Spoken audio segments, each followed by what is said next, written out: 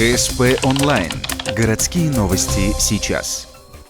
Стали известны результаты экспертизы радиационного фона на реке Ухта. 11 октября комиссия проинспектировала результаты работ по восстановлению хвостохранилища спустя год после их окончания. Тогда же Ухта-водоканал взял пробы воды из реки Ухта ниже и выше по течению, чтобы оценить возможность заражения. Спустя 6 дней лаборатория представила результат. Суммарная альфа-активность может быть по нормативу не выше 0,2, то результаты анализов проб показывают следующее. 0,043, это в районе моста, то есть ниже хранилища. Да? Выше по течению 0,05, то есть даже выше, чем после хранилища. Да?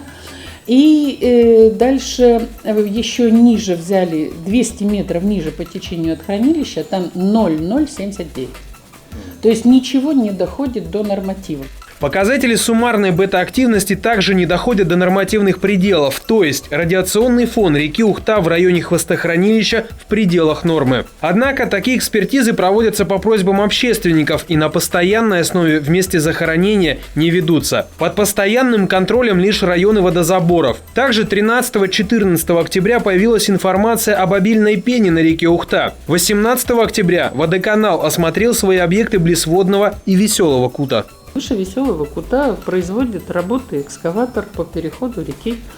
Соответственно, вот там это все, глина и все, что ниже, с белым, оттенком, с пеной там, и так далее и тому подобное. Вот результат, вот причина того, кто там производит работы. Газовики, нефтяники, но это как раз в месте перехода реки Ухта вот этими трубопроводами.